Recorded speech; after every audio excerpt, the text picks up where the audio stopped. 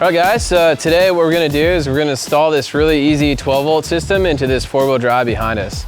And the reason why I really like this system is it's minimal hassle. So you don't really have to use that many tools to get it into your 4-wheel drive. And it's designed to be an all-in-one solution for your camping and energy needs while you're out bush. So this particular setup here is really awesome because it has a built-in DC-DC charger that's compatible with all vehicles. So like whether it be an older vehicle like this with your constant 14-volt alternator output or your newer vehicle with a smart alternator, it's gonna work with everything. Okay, so if you're gonna use this application with a newer vehicle, what you're gonna do, it's already built into the wiring harness, is you're just gonna hook this up to an ignition source. So the cable that you use is gonna be this blue wire right here. So as long as you hook that blue wire up to an ignition source when your vehicle is on for your newer vehicles, then this is gonna function properly and that DC-DC charger is gonna work well with your provided setup. All right guys, so whenever you're doing any 12-volt work, be sure to disconnect the negative terminal on your battery. We don't wanna be blowing any fuses. So I'll go ahead and do that first. On this vehicle, it's a 12mm spinner. So we'll go ahead and disconnect that now. And you just go ahead and just wiggle it off. And then you're gonna wanna set it firmly off to the side to make sure it's not gonna come back on there, as well as your other accessories. So just make sure that when you do put it to the side, that's not gonna slide back and hit the battery terminal. All right, the positive side is the same. Pretty easy to, so just this particular vehicle is a 12mm. All right. All right guys, so what we're gonna do as well, just before we go ahead and install the harness, is we're gonna go ahead and just give this terminal a little cleanup with a wire brush. So we just wanna make sure the contacts are nice and clean whenever we're feeding wires through, just to get a good reliable connection to the charger. All right, so this is our harness battery side first. So what we're gonna do is go ahead and connect this positive side here to this the bottom part of the terminal.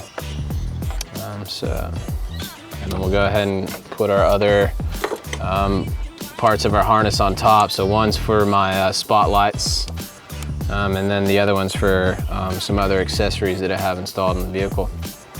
So yeah, the beauty of this is, like, you know, anybody who's a little bit savvy with tools can, you know, do this at home in their own driveway or in their own garage, which is awesome. Okay, so what we're gonna do is we're gonna leave that negative terminal disconnected just because we don't want any, you know, potential problems with fuses being blown or anything like that. So we'll eventually fasten this to the side here with zip ties, but that's gonna be a little bit later on in the installation process. But you're gonna wanna tuck this up nice and neatly, sort of out of the way. All right, so this particular is the only extra you're gonna need, is a little bit of this corrugated tubing. So it's not necessary, but I definitely recommend it because it's gonna prevent any damage occurring from the vehicle rubbing against the wire when you're going on those tough 4-wheel drive tracks. So I finished putting the corrugated tubing on, as you can see. So we're gonna actually feed this down past the steering column, but we're gonna make sure that it's next to no moving parts or any sort of heat because we don't want to be melting these wires.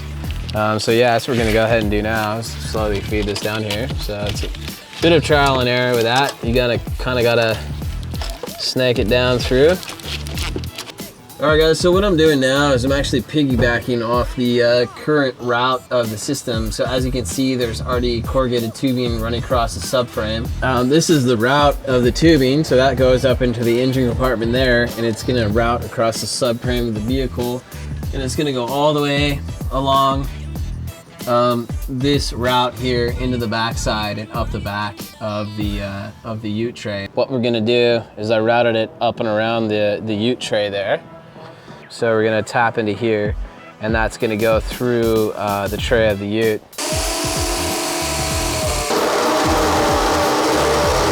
Okay.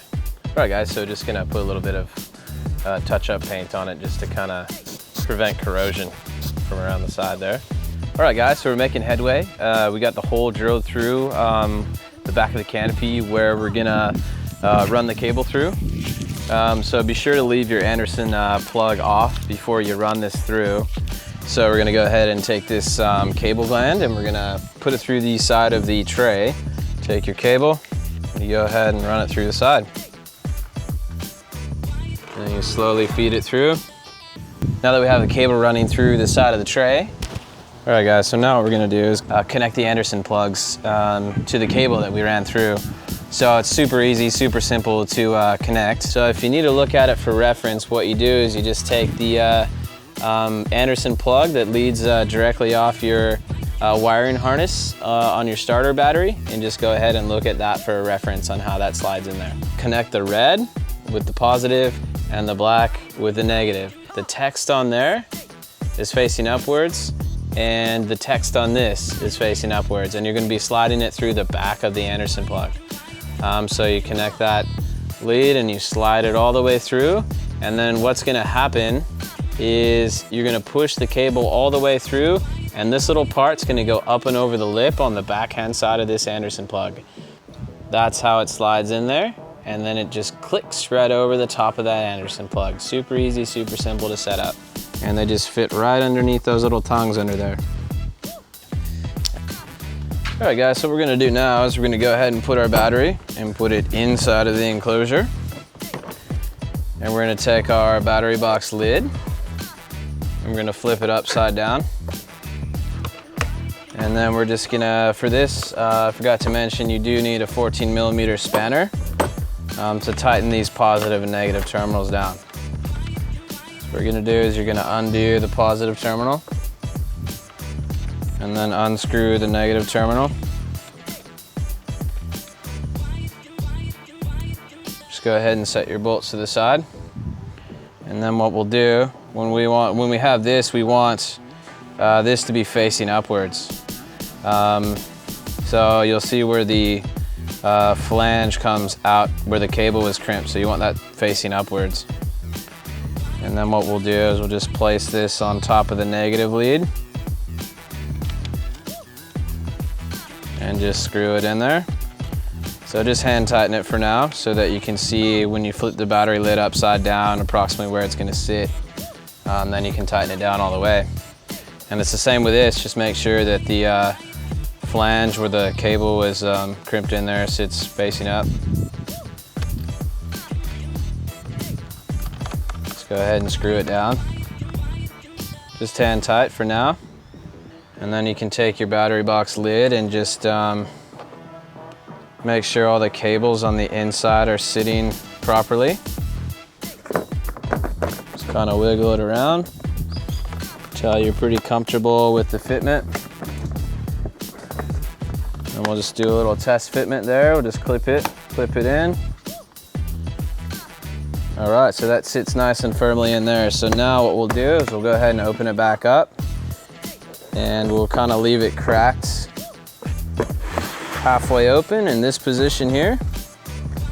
And that's approximately how you're gonna want your cables to sit in there. It'll probably be slightly different depending on the battery box that you receive. But just make sure the cables sit in there at a decent angle so you're not gonna get any pinching of the cables inside the box. So then just go ahead and tighten down everything. So what we're gonna do is we're gonna take our 14mm spanner and we're just gonna go ahead and hand tighten the top there. Just so it's nice and snug, you don't wanna over tighten it. All right, so we just got it just nice and secure, nice and snug. We're gonna go ahead and put the lid on the battery box, but just be careful to kinda not pinch any of those wires. Just kind of wiggle it around a bit until it sits on there. So as you can see, it sits in those grooves nicely. After the lid sits over there securely, you just clip those into place. And then on the other side here, this little latch just clicks into place. So there's a little off-on switch here. It says reset. You just flick it on and that'll give you your voltage reading. As you can see, it's getting a reading. We're sitting at 13.3 volts currently. So for an additional layer of protection, you also have an inline fuse here which is a really nice safety feature. All right guys, so now what we're gonna do is go ahead and connect the negative side. So what I've done is I've just fed it through here,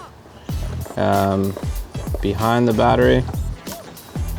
Definitely leave your negative terminals disconnected throughout the entire installation process, because you don't want to accidentally blow any fuses or anything. You're gonna need to put this terminal back over the negative side of our battery. All right guys, so this is one of the final steps for the installation process. So you're gonna wanna go ahead and connect everything on your negative terminals. So we've already put the battery terminal back on there, as we'll put the winch on there first, and then we'll have the wire and harness for our battery terminal sit on there next. And you're just gonna wanna visualize how it sits on there, so that there's no potential for the cable to get bent as you close the hood, or just keep an eye on the wires and how they're routed in your vehicle. So we're just tightening it up, so we're just going to make sure it's nice and firm, because this is going to our winch, so we don't want this coming loose. This is also keeping everything secure with your battery box wire and harness. So we want a nice secure connection so that we get a nice charge going into the vehicle. So we're just kind of routing this wire around here, making sure it's not going to rub on anything. All right, so now that we have the cable running from the engine compartment back to the tray, one of the final steps is to connect this Anderson plug in the wiring harness in the engine bay. And then always be sure to finish it off with a few zip ties, and then we'll put zip ties running all the way through and down underneath the vehicle, so that it's not going to be shaking around. Let's go ahead and fasten that into place there. You want a little bit of give in the wires, because the vehicle is probably going to be articulating a bit, so you don't want it super tight. You're going to want to be able to have a little bit of slack in your wire. And also this setup in this kit has an inline fuse. So if you do overdraw your current, it'll pop this fuse. That's a really good safety feature, because it'll prevent a vehicle fire. So the exciting time is here. It's the final step of the process. So after you've connected the negative terminals up, all you're gonna need to do is go ahead and connect this plug right here into the DC input, and then you're ready to go. Just clicks into place, easy as that. So when you're driving over those corrugated roads, it's gonna be really hard to separate these plugs out, which is awesome. So it's gonna be a nice secure connection. So as you can see, to switch the modes on these, you got your battery type selector here. So in order to change these modes, make sure it's on the right setting for the battery you have inside of the box. So this is the battery type selector. Hold that in for 2 seconds approximately, and you'll be able to toggle through these modes. So that's the key thing to remember with that. What I also do suggest with this battery box is that you securely fasten it to the vehicle, and the kit comes supplied with this strap here. You use this strap and you securely fasten it down. It's gonna keep it from sliding around, which is always a good idea. You don't want your battery box falling over.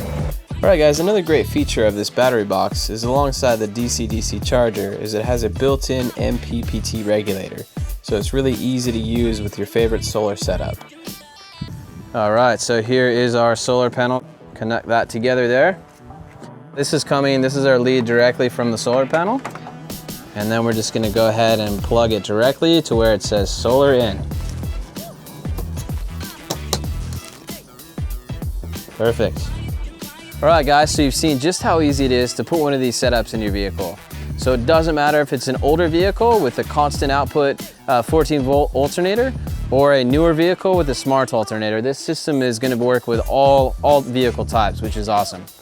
It's minimal time to set up, minimal tools required for the installation, and it will get you out there camping for longer periods of time. So enjoy the time out there camping and four-wheel driving, and I'll see you out there on the tracks.